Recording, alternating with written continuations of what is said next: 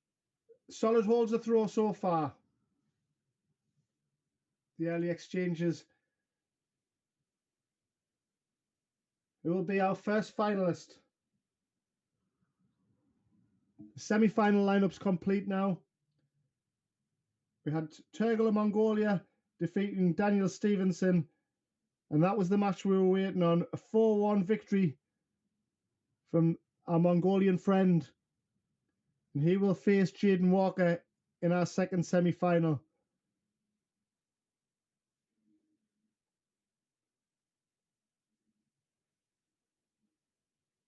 But who will be our first finalist?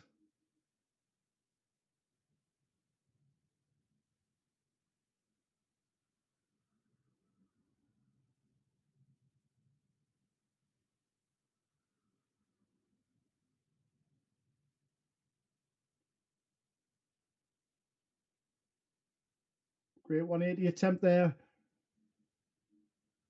from the Gibraltarian.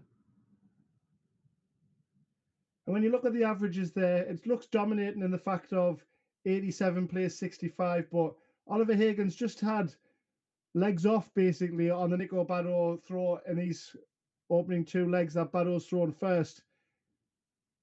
He's kind of James Waded it. And it doesn't necessarily mean he's far from out of this match. Even if it goes 2-1 in favour of Bado upcoming. 2 4s, double 2 for 2-1. But that treble visit there has given him a chance here. The 160 was unlucky in the last leg. Not able to take the 140 out. And it's Bado's back.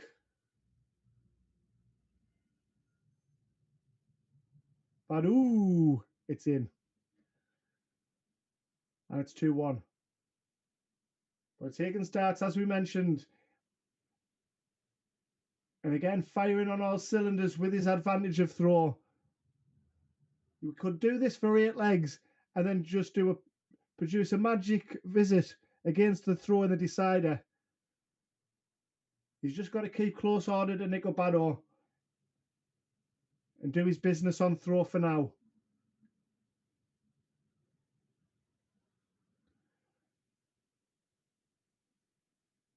Nico's having none of it with a 2 treble visit.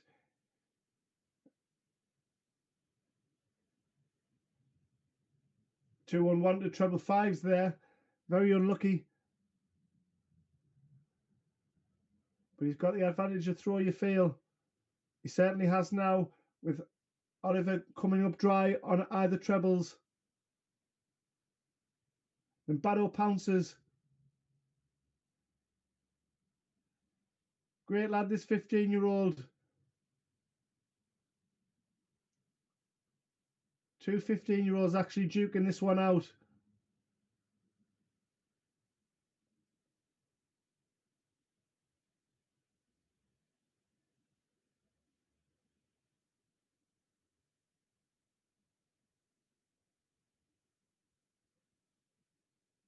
We've already seen a 144 today. Bado only able to do that on that occasion.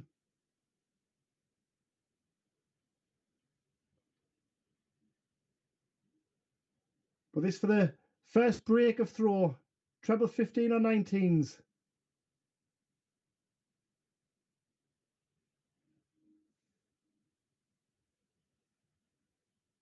Sets it up nicely with tops. Oh, what an attempt that was. How unfortunate. Worked his way up the board to the middle, to the top on the 147.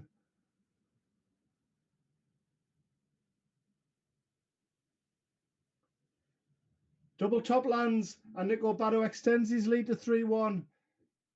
And you just think on that 147, yes, it's a flashy way to finish, but when you're 2-1 down in the match, and he was so close by all means, but there's bigger targets to hit, you feel.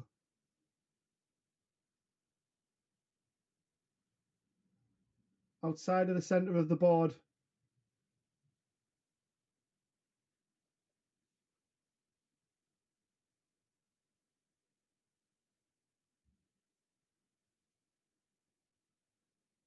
Fine treble there, fine with the last dart. Nico Bado in his quarter-final beat Jack Johnson, our Super 16 champion, on the Marshalls Arena stage. And just a reminder, folks, JDC Vaults are coming in April with the opportunity to play on another big live PDC stage in front of a huge crowd.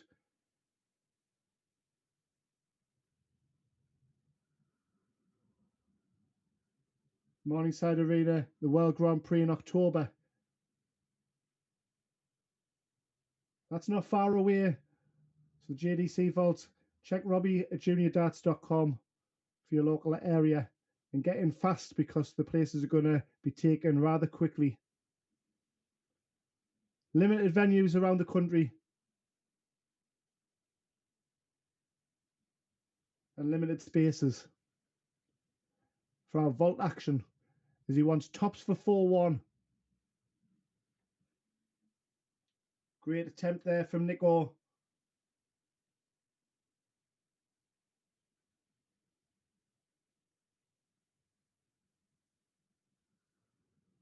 And for Oliver, it's been difficult on the Bado throw, and it's got even worse now because it's 4-1, but he just really hasn't been at the races on the Bado throw, has he? He'd be disappointed with the scoreline, but the only hope is to draw level is the fact that he has the advantage of the throw in 2 of the next 3 legs. But averaging a solid 85, Nico Bado will be difficult to dethrone from here as he goes in pursuit of his second final in 3 events.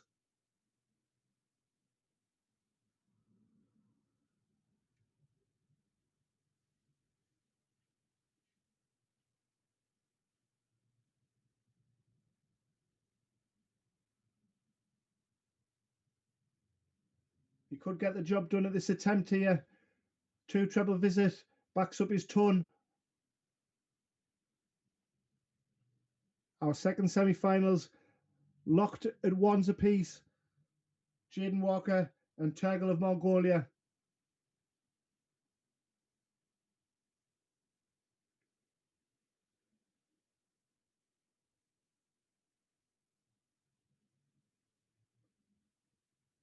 One thing's for sure, we're going to see a new finalist in the 2025 live stream because both players have gone deep in the past, semi-finalists, but we haven't yet reached a final.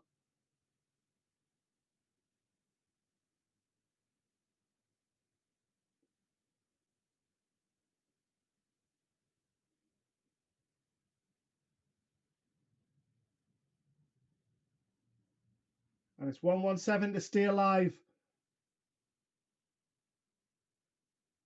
Oliver Hogan. And it's Nico Bado who comes to the board for 100. Double top, perhaps. No, he liked the lie. It was a brilliant adjustment.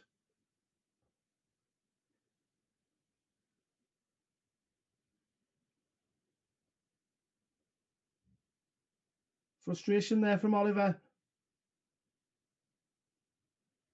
And Nico for the match. Wants 2 10s. Secures the match. And a 5-1 emphatic victory over Oliver Hogan. Great performance and great run for him to get to the semi-finals. But it's Bado who's in the final. Marches on. Nico Bado, oh, Nico Bado, Nico Bado.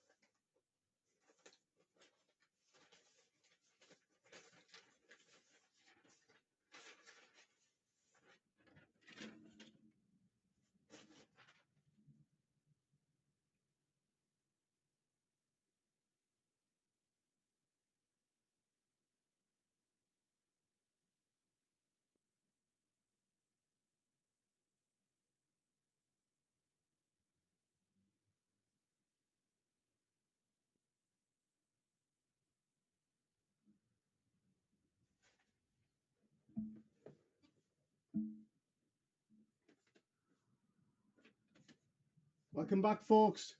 Our final in the boys will be upcoming after this. But as promised, we've got event number 3 in our girls' final.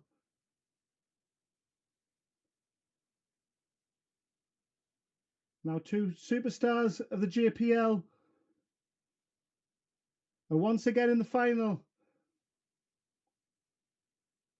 It's Rebecca Allen's darts, our Irish international, against England senior international, Paige Paulin.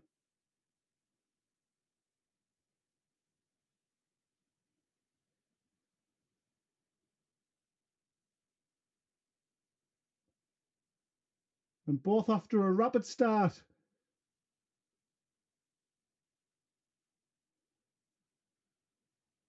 Both get along great, mutual respect for each other. But when it comes down to the matchups at the hockey, that goes out the window for approximately 5 to 10 minutes. The rapid and accurate actions of both of them.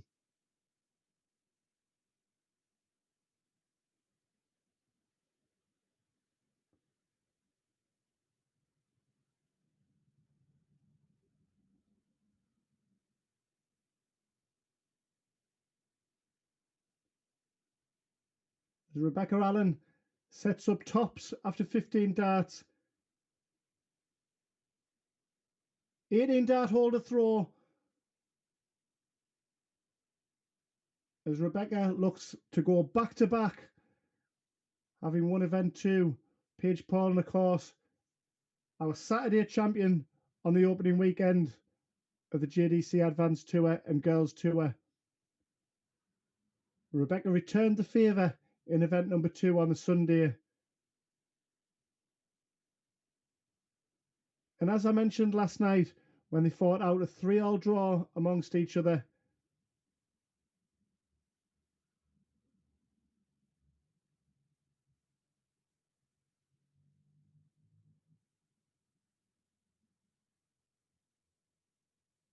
.189 looking to set things up.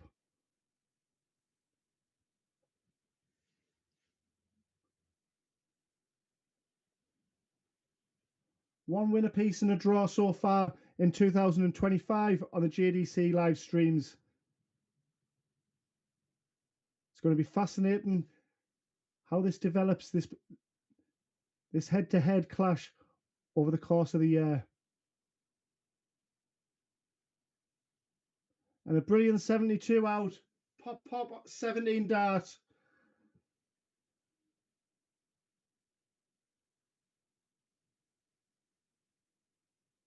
And swiftly moving on to leg number 3 with a tidy ton from Rebecca Allen.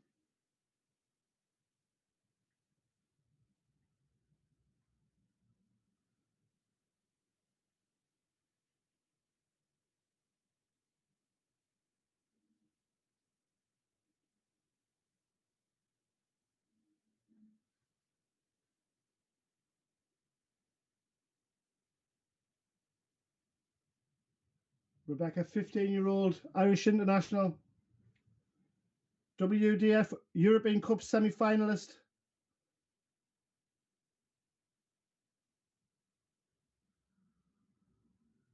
Lost out to eventual champion Aurora Francescata. I will get to grips with that name by the end of the year.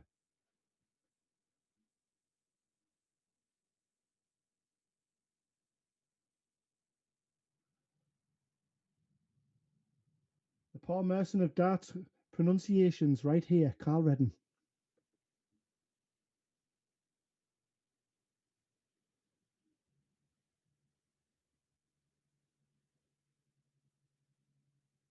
Two-one, Rebecca Allen goes back in front. And a handy take there. That could have got tricky.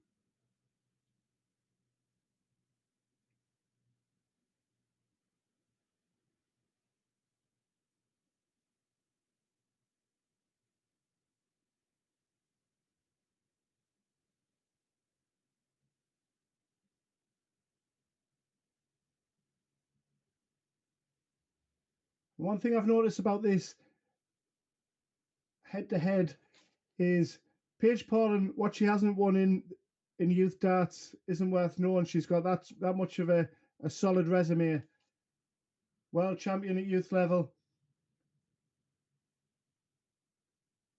But Rebecca Allen, you can see she's grown in confidence, not just in her own game, but in this head-to-head clash, which she needs to be if she's going to be the best.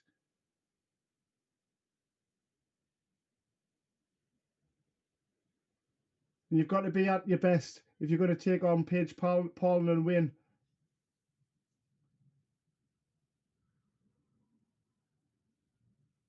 A brilliant setup, and she will be back with her opponent on 166 to level things up at 2-all. A brilliant pressure darts there from Rebecca Allen. 2 10s. Great adjustment to the 5-5. Fluency at its finest. Paige Paulin has leveled things up, and we're both halfway to victory to become event number 3 champion.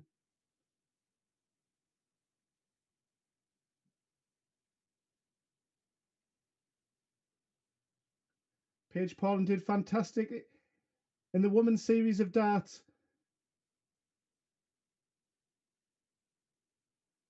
Last 16 appearances.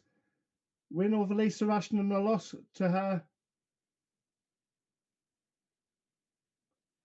90 plus averages.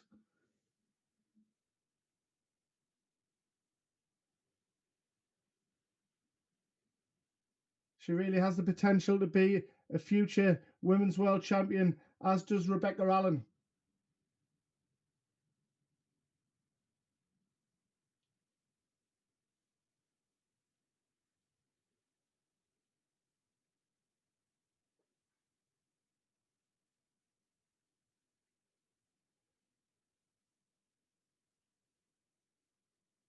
Top player in Ireland, one of the best players in junior darts. These two, for me, are the top of the tree right now.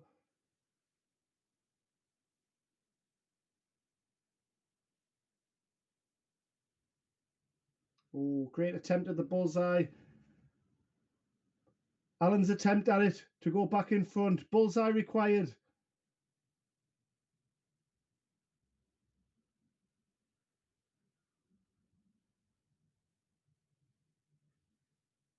It was a slick take on the 5-5 last time. Unable to do so there.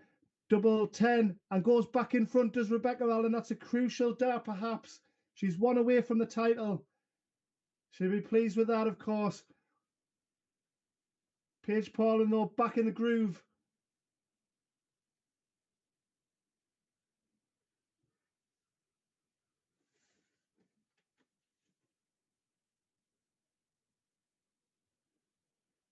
Paige was the youngest female player to appear on the Modus Super Series. Some great victories over the course of her week down in Portsmouth.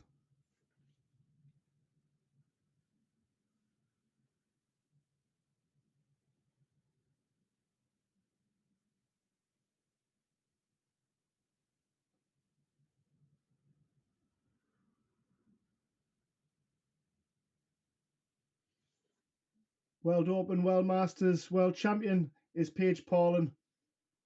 Really is the dominant girl, the dominant force, but she's being challenged here by a gritty Irish girl that has bags of promise. 5-5 again for Paige Paulin. Takes it out again.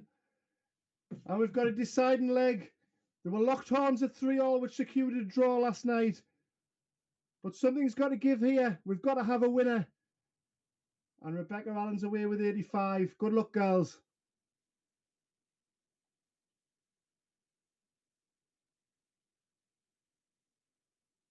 And a brilliant treble 20 with the last start. And a 1 equally matched for Paige Paulin. There's very little in this one. What a final we've had.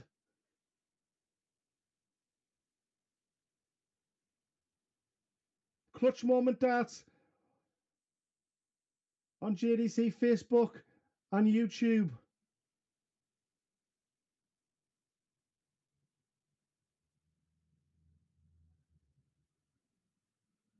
Double top when she comes back.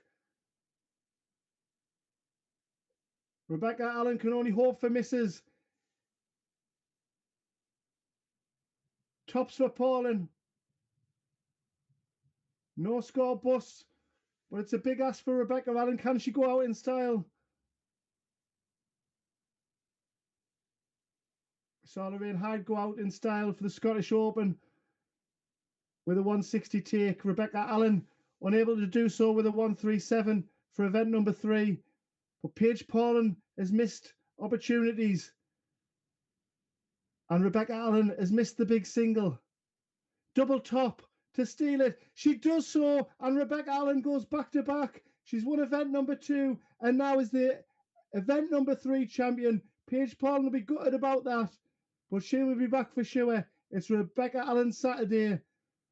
Stay with us for our boys' final, folks. That's upcoming.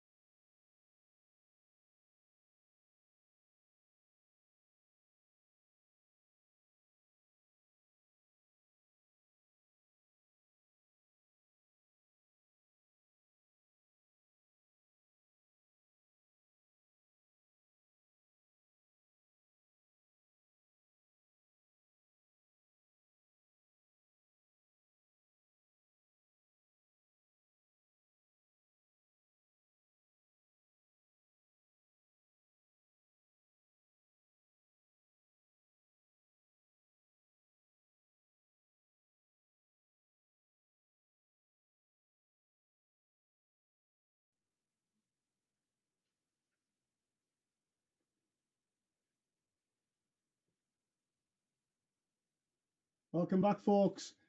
And what has been an exhilarating Saturday of darts. That certainly is not Rebecca Allen and Paige Paulin. We've just seen out play a fantastic final in the girls' event. I'm sure we'll get much of the same here between Nikola of Gibraltar and Mongolia's Turgal Kukarela.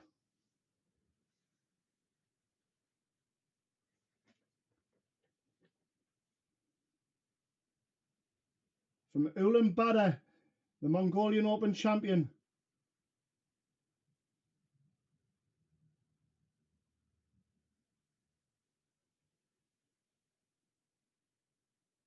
Two hot prospects coming through, leading the light from their countries. We're going to see a lot more from Mongolia and Gibraltar. We've seen fine youngsters coming through over the past few years, and Nico is one of those players that is following suit.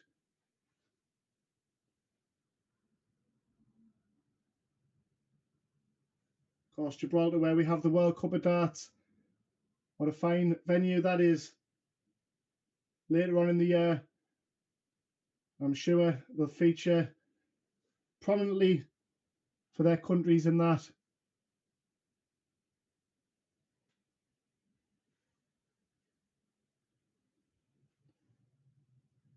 As we bullseye up, remember the JDC has vaults coming in April, with the final of it in October on the big stage, the World Grand Prix. Robbie at juniordarts.com. Huge prize pool, £16,000.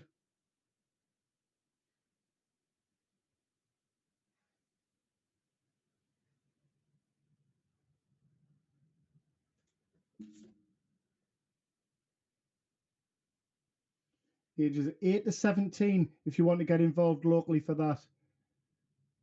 Limited spaces, get on board. Here's our final. Sit back and enjoy this one. It's a race to 6. PDC Pro Tour format. And these two throw to the standards. Fairly regular. Future stars of the game. Stars of the game right now.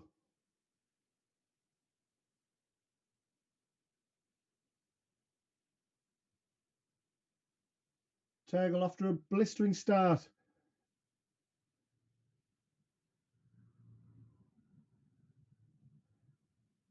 And it was the blistering start that Nikola got en route to his Event 4 final when he beat Lex Passhauser.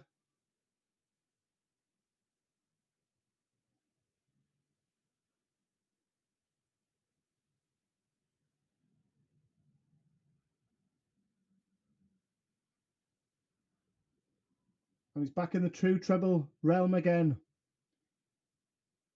Turgle holding his advantage early though, and again finding the treble to maintain that. Finding it twice. Brilliant dart from our Mongolian friend.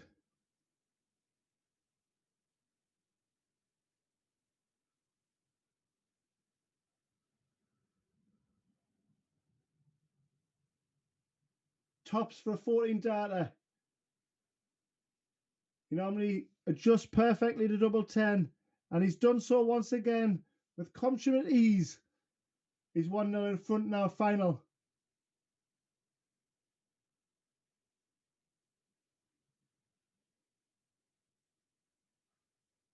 Both relentless scorers. Who's going to be the more consistent on that department? It's going to be interesting to find out.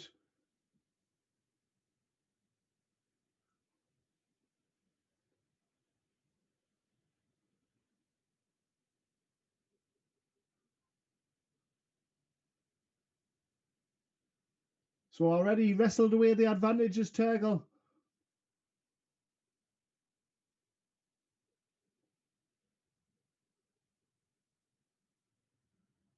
Steely-eyed, determined Gibraltarian.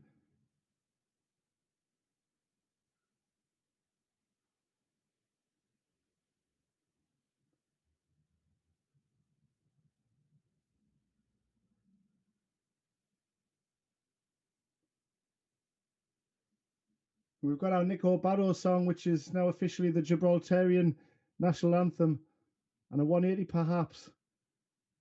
Great effort at that. We need to get a song for Turgle, perhaps. I'll have to think of that one.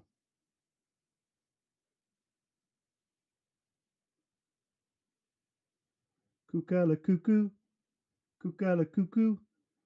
He's out, Turgle, Turgle, cuckoo. Similar kind of theme. Anyway, back to the action, because 1-2-4 going to double his advantage in this final. A brilliant first start. Opportunity looms, or it did do until the commentator's curse struck once again. And Bado's back for 52. 2 16s to draw level. He knows the importance. Composes himself. It's not a bad lie, I don't think. Unable to make the adjustments required. And Turgle's back for tops.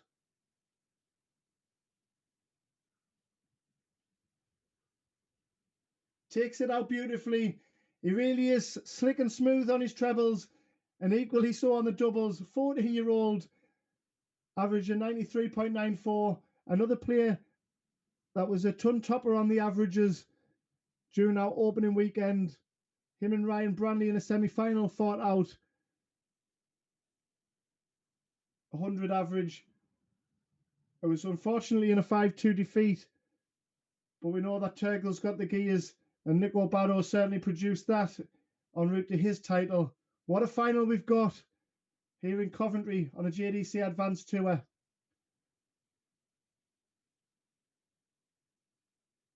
Last year, when all the darts were thrown, it was Nico who finished 7th in the Order of Merit in 2024, Turgle down in 10th. And you expect them both to progress on that in 2025. But I keep saying this about so many players, something's got to give. The standard of the Jdc Advanced Tour. Jaden Walker, our semi-finalist, back-to-back semi-finalists, are certainly going to improve on his 14th, as you'd expect, after the opening weekend. We're going to see moves throughout the year.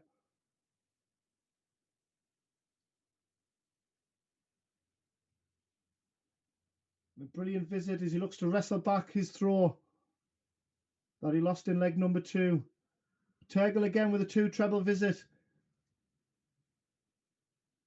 Dogged from the front.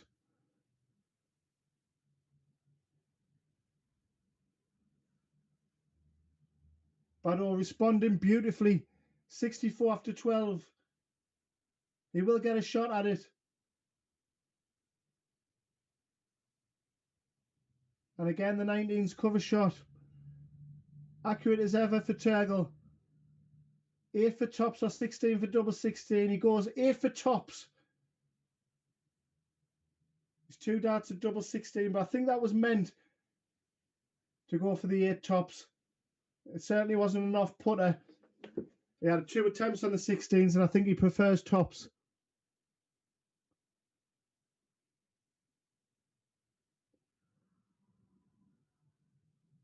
$16 dart break back. We've got a final on our hands now. A great response from Nikola Bado. And the cool as ice Turgle. Terrific Turgle.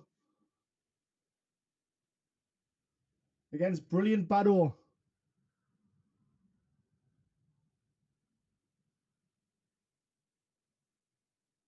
Turgle's route to the final. A 4-1 win over East Butler. 4-1 win over Callum Cory.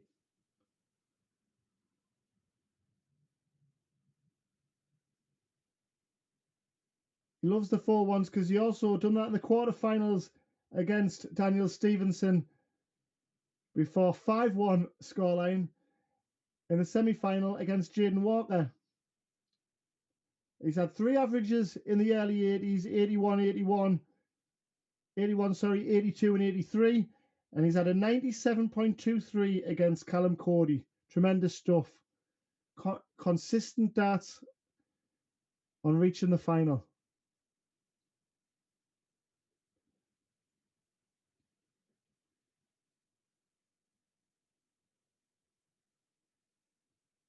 And you'd probably make this one a 50-50 before the match started. And in play at 2-0, you'd think that Turgle was the strong favourite.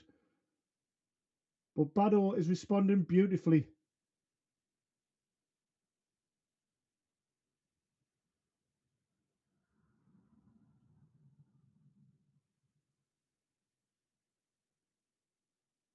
Final match of the day before we move into Sunday's event 7. It'll be 11 a.m. start tomorrow, everybody, for event 7, followed by 8. We'll have a girls' finals again throughout. Brilliant darts there from Turgle. And he's on tops for an instant break back.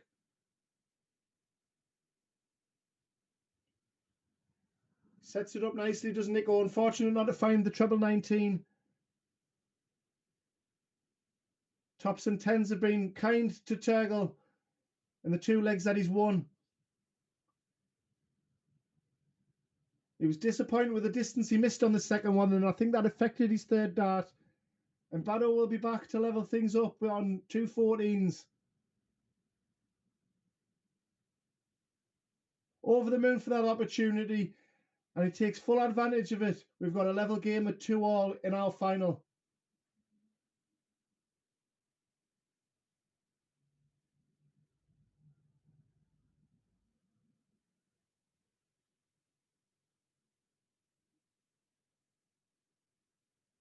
Nico's route to the final. A first round win over Mason Tees was followed by a win over Jaden Walker. Wow, what a start to event that was. Can't say he hasn't earned his place in the final already. And a beautiful 180 from Turgle. Responds to the 140 opener. What a final we've got here. Gripping edge of the seat stuff. I really couldn't call a winner before the match, and I still can't now.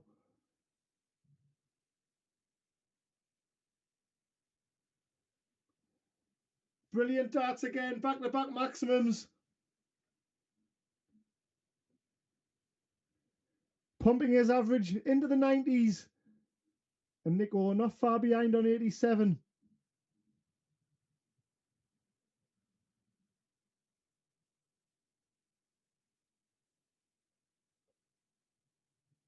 And a beautiful 100 take. 9 perfect darts in its own right there from Turgle. Amazing darts from him. And that was just for a hole to throw, folks. Baddo's finding his scoring boots beautiful. Turgle's never lost his, really, in this match. What a final.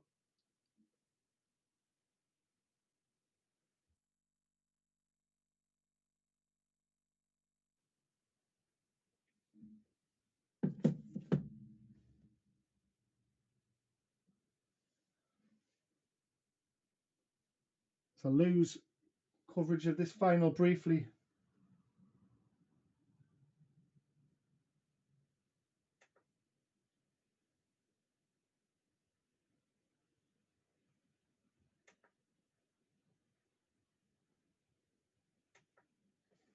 Back on board, folks. Apologies for that.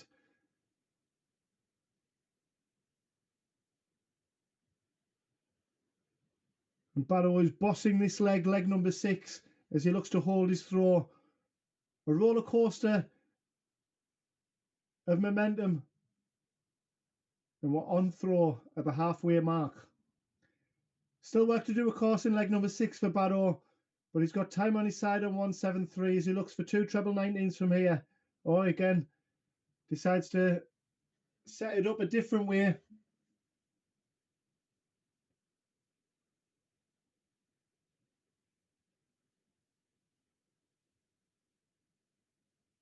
Board management leaving the 116. And he could take it out here beautifully.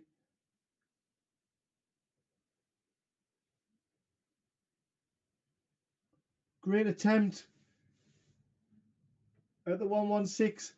Turgle's back on 206 and work to do.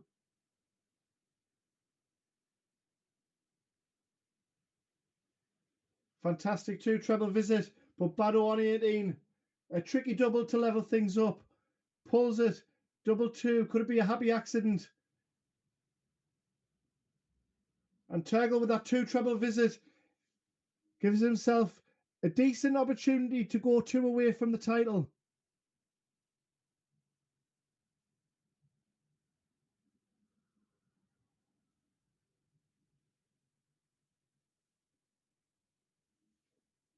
Takes it out beautifully. Tops and tens have been working kind for him.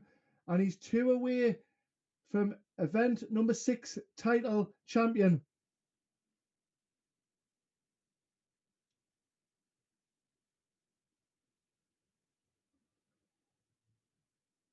I commented last night that Turgle had a bit of Mason-esque about him, the way he sets himself up to throw his darts. Watch this, folks. There it goes, a bit of Mason-esque.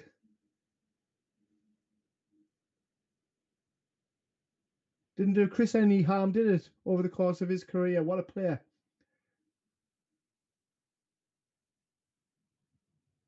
And a brilliant, very knowledgeable commentator.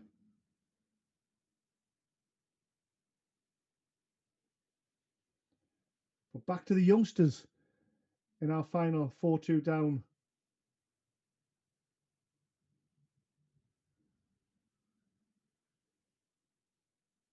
Nikola Bado, as he looks to break straight back. You feel he's got to. 5-2 down is a long way back. And he's given himself every opportunity to do that.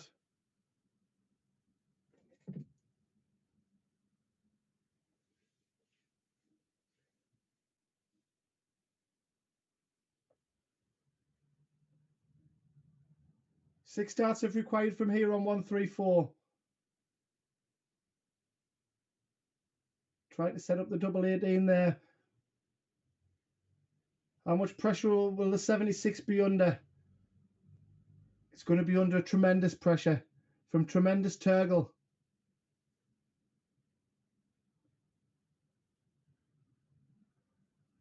Double 8. Brilliant 76 out from our Event 4 champion. That's champion's material, no doubt.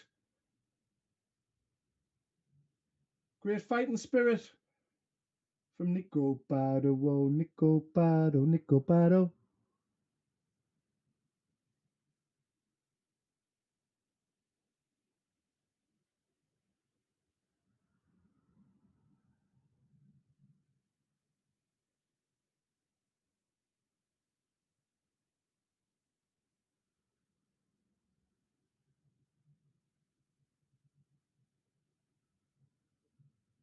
Remember, folks, just around the corner, the JDC vaults.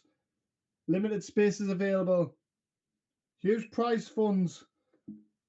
Limited venues, limited spaces per venue. Robbie at juniordarts.com. 8 weeks of action in the final at the Morningside Arena. The new venue, or the latest venue of the World Grand Prix of Darts. The big stage, JDC offering spots, opportunities at the World Match Play in Milton Keynes, and of course on the Alexandra Palace stage. And now the World Grand Prix stage. Ages 8 to 17. No upfront membership fees. Regional and national finals.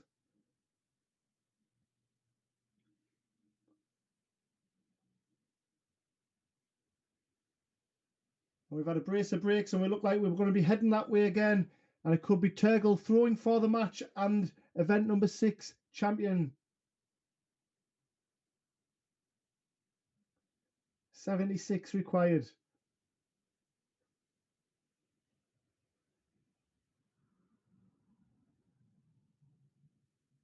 Nico way back, boy. He's got to take care of his work here, Turgle. He's not one generally to mess about on doubles. But in such a hotbed final, he's got to sometimes take a step back. She did beautiful to leave tops. And Tops has worked once again. He's one away to become the champion. A nod of approval or a nod of appreciation to that double top from his opponent. Great sportsmanship between the two of them. And what a performance it's been from Turgle. Nico showed fighting spirits as well. 90 versus a 95 average. Credit to these two. Both will be leading lights, no doubt, on Sunday. 11 a.m. start for event number 7 and 8. A weekend of JDC Advanced Tour action. And, of course, a fantastic JPL we had last night. Turgle, one of our stars in that.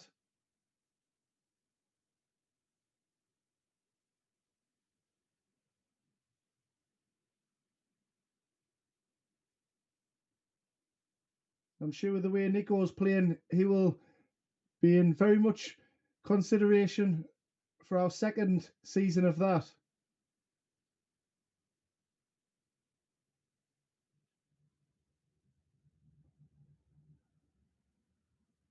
And in a leg that you're throwing for the title, 202 after 9 darts. Back comes Barrow with a 140. But this has been rock solid stuff from Turgle. Mr. Consistent. Semi-finals and quarter-finals. Is he going to get over the line and win his first title of 2025?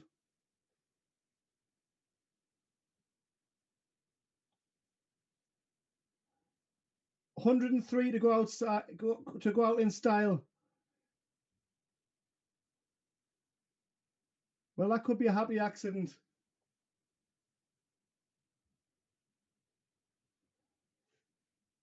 Stayed in the vicinity of the board. He will be back for 34. Will he split it or will he go directly for the target? Brilliant pressure. Turgle on 34. Double 17. Secures it with the first dart. And Turgle, Cooler Alku, is our event number 6 champion at the hands of our event 4 champion, Nikola Barrow. What a final it was, averaging 90, a 6-3 winner. Turgle is the man going into Sunday. Thanks for being with us, folks. We'll see you tomorrow from 11 a.m. It's been a pleasure. Goodbye for now.